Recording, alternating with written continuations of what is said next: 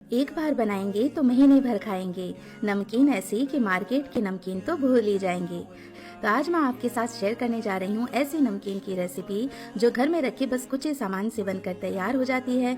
और क्योंकि हम इसे घर पर बना रहे हैं तो खाने में ये एकदम फ्रेश लगती है और मार्केट वाली नमकीन से कहीं ज्यादा सस्ती भी पड़ती है। तो चलिए ये बहुत ही क्रिस्पी और टेस्टी नमकीन बनाना शुरू करने में एकदम फ्रेश इस हल्की फुल्की बूंदी मिक्सचर नमकीन को बनाने के लिए सबसे पहले हम नमकीन सेव का डो तैयार करेंगे। इसके लिए मिक्सिंग बोल के अंदर मैंने लिया है 2 कप बेसन और 2 कप बेसन से ही ढेर सारी नमकीन सेव बन करके तैयार हो जाती है। अब इसमें आधी छोटी चम्मच नमक डालकर अच्छे से मिक्स कर लेते हैं ताकि यदि आप अकेले भी सेव खाएं तो सेव खाने में फीकी ना लगे। और अब इसमें जाएगा मोइन यानी कि तेल, जिससे नमकीन बहुत ही बढ़िया क्रिस्पी बनेगी। तो हम लेंगे 2 चम्मच तेल, इसमें ज्यादा तेल नहीं जाएगा। तो यहाँ पर तेल को बढ़िया से बेसन के अंदर मिक्स कर लेते हैं। नॉर्मली किसी चीज को खस्ता बनाने के लिए या क्रिस्पी बनाने के लिए उसमें जो तेल डाला जाता है उसका इस्तेमाल ज्यादा किया जाता है, लेकिन जो बेसन सेव नमकीन हम बनाते हैं उसमें इस समय ज्यादा तेल का इस्तेमाल नहीं करना है। तो यहाँ पर देखिए थोड़ा सा तेल ही डालकर बढ़िया से मिक्स कर लेना है और फिर इसमें नॉर्मल टेम्परेचर का पानी डालते हुए एक बहुत ही सॉफ्ट डो बना करके तैयार करना है। और ये हाथों के आपके काफी चिपकेगा क्योंकि बेसन की प्रवृत्ति ऐसी है कि ये हाथों के काफी चिपकता है। तो एक बार के लिए बस अच्छे से इसे मिक्स कर लें। जब हम इसे रेस्टिंग टाइम देंगे तो ये बहुत ही अच्छे से सेट हो जाएगा। हमें इसका सॉफ्ट डो ही चाहिए होगा। तो इसे मैं साइड में कर देती हूँ, तब तक हम बाकी तैयारी कर लेंगे। तो सबसे पहले हम बूंदी बना करके तैयार कर लेंगे। तो बूंदी बनाने के लिए भी हमें चाहिए होगा बेसन। तो 2 कप मैंने बेसन लिया है और बूंदी हमारी बहुत ही अच्छे से फूले इसके लिए हम इसमें डालेंगे 2 चुटकी बेकिंग सोडा यानी खाने वाला सोडा और जरा सा नमक डाल करके बढ़िया से इसे मिक्स कर लेते हैं। और यदि आप बूंदी के लिए सोडा नहीं डालना चाहते हैं तो फिर आप इस बैटर को 5-6 मिनट एक ही डायरेक्शन में लगातार फेंटते रहें। बस सोडा डालने से काम थोड़ा जल्दी हो जाएगा। तो आप पानी डालते हुए हम एकदम मीडियम कंसिस्टेंसी का बैटर बना करके तैयार कर लेंगे और इसे बढ़िया से 2 मिनट के लिए मिक्स कर लेते हैं एक ही डायरेक्शन में चलाते हुए। तो इस तरह से हमारा ये बूंदी बनाने का बैटर बन करके तैयार हो जाता है कुछ ही मिनटों में। इस बैटर को हमें बना करके रखना नहीं है, तुरंत ही इससे बूंदी बना करके तैयार करनी है क्योंकि हमने इसमें सोडा का इस्तेमाल किया है। तो कढ़ाई के अंदर तेल भी गर्म होने के लिए चढ़ा देते हैं।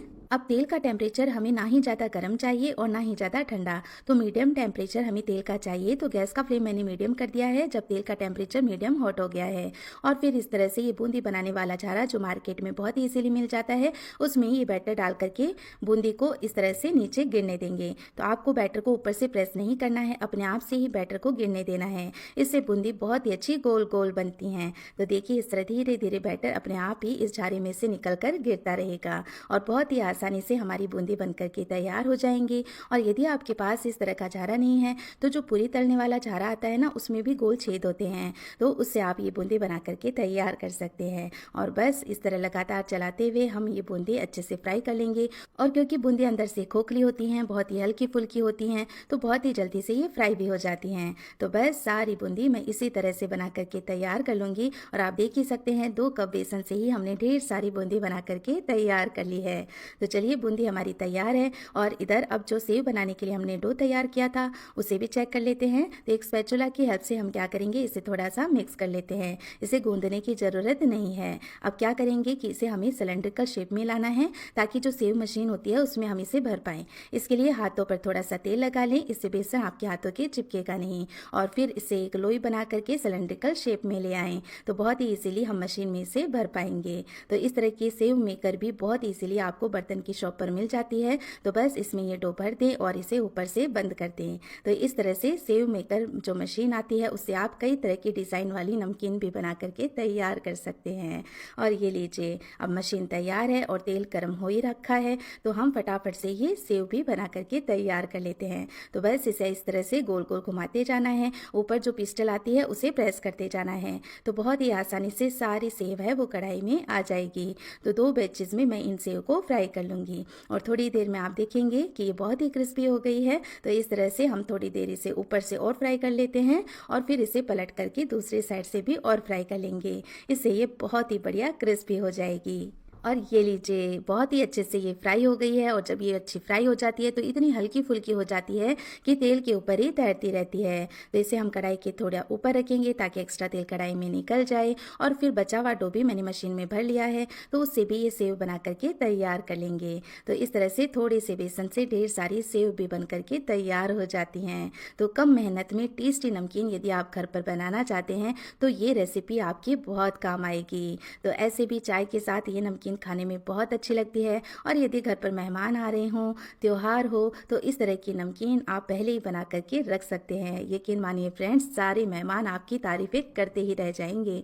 तो बस ये सेकंड बैच भी हमारा फ्राई होकर के तैयार है। इसे भी हम प्लेट में निकाल लेते हैं।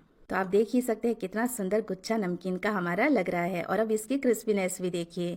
जैसे ही मैंने हाथ लगाया कितनी आसानी से ये टूट गई है और ये नमकीन बिल्कुल भी ऑयली नहीं बनती है। तो इस तरह से देखिए इसे तोड़ लेते हैं ताकि नमकीन में इसे मिक्स करना आसान रहे। तो इस नमकीन को आप सिंपल ऐसे भी इंजॉय कर सकते हैं और हम बना रहे हैं बूंदी मिक्सचर नमकीन, तो इसके लिए हम बाकी चीज़ें भी अब फ्राई कर लेते हैं। तो 1 कप हम रोस्टेड चना दाल को भी फ्राई कर लेंगे, यानी ये भुनी हुई चना दाल आती है, इसे बंगाल ग्राम भी कहते हैं। और इसे फ्राई करके जब मिक्स करेंगे नमकीन में तो खाने में नमकीन और भी ज़्यादा टेस्टी लगेगी।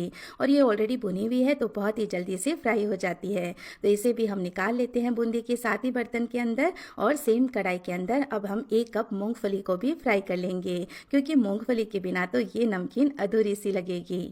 मूंगफली भी बहुत ही जल्दी से फ्राई हो जाती है, तो बस लगातार चलाते हुए फटाफट से हम ये मूंगफली भी फ्राई करके निकाल लेंगे इसी सेम बर्तन के अंदर।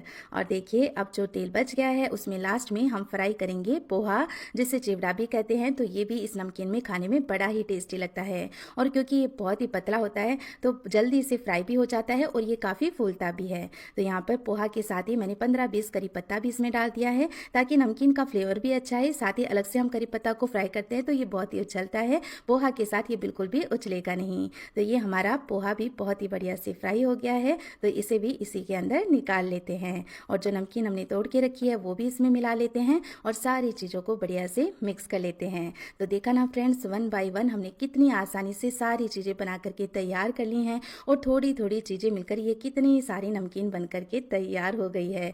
आप इसे सिंपल भी रखना चाहें यानी बिना मिर्च मसालों के तो भी ये खाने में बहुत अच्छी लगेगी। और यदि और भी टेस्टी बनाना चाहते हैं एकदम मार्केट जैसी, तो इसके लिए तैयार करें एक मसाला। तो इसके लिए मिक्सिंग बोल के अंदर हम लेंगे 1 चम्मच धनिया पाउडर, 1 चम्मच लाल मिर्च का पाउडर, 1/4 चम्मच लेंगे हल्दी पाउडर, साथ ही ऐड करेंगे 1 चम्मच भुने हुए जीरे का पाउडर, 1 चम्मच डालेंगे इसके अंदर आमचूर का पाउडर, 1 चम्मच सौंफ का पाउडर, 1 चम्मच डालेंगे काला नमक, स्वाद के अनुसार डालेंगे नॉर्मल नमक और लास्ट में डालेंगे 2 चम्मच पिसी हुई चीनी, ताकि सारे फ्लेवर्स को ये बैलेंस करे और नमकीन बहुत ही बढ़िया चटपटी सी बने। तो नमकीन अभी हमारी हल्की गर्म है, तो जब ये मसाला डाल करके नमकीन के अंदर हम मिक्स कर लेंगे तो ये मसाला भी पक जाएगा और जलेगा भी नहीं और बहुत ही अच्छा टेस्ट इसका आएगा। तो यदि आपको ज़्यादा ही चटपटा तीखा पसंद हो तो उसके अकॉर्डिंग इन सारे मसालों की मात्रा आप बढ़ा करके भी ले सकते हैं। तो थोड़ा थोड़ा मसाला इसमें डालते जाएंगे और नमकीन के अंदर बढ़िया से मिक्स करते जाएंगे ताकि मसालों की सारी कोटिंग है वो नमकीन के ऊपर आ जाए।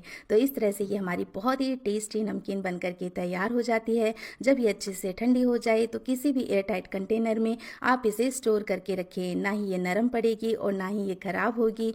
तो फ्रेंड्स, अब आप मुझे बताइए कि इस नमकीन को बनाने में क्या आपको ज़्यादा मुश्किल लगी? नहीं ना? तो फिर देर किस बात की, आप भी जल्दी से किचन में जाएं और ये नमकीन ज़रूर से बनाएं। और देखिए कितनी सारी नमकीन हमने बना करके तैयार कर ली है और इतनी नमकीन हम मार्केट से लेने जाएं तो बहुत ही ज़्यादा महंगी भी मिलती है। तो घर पर बनाकर खाने का तो मज़ा ही कुछ और है। तो बस थोड़ी सी मेहनत और फिर हमारी ये टेस्टी क्रिस्पी नमकीन बनकर तैयार हो जाती है। तो जब भी आप ये रेसिपी ट्राई करें प्लीज़ अपनी फीडबैक मेरे साथ जरूर शेयर करें। और अगर आपको ये रेसिपी पसंद आई हो तो आपसे रिक्वेस्ट है प्लीज़ वीडियो को लाइक करें, साथ ही ऐसी और भी रेसिपीज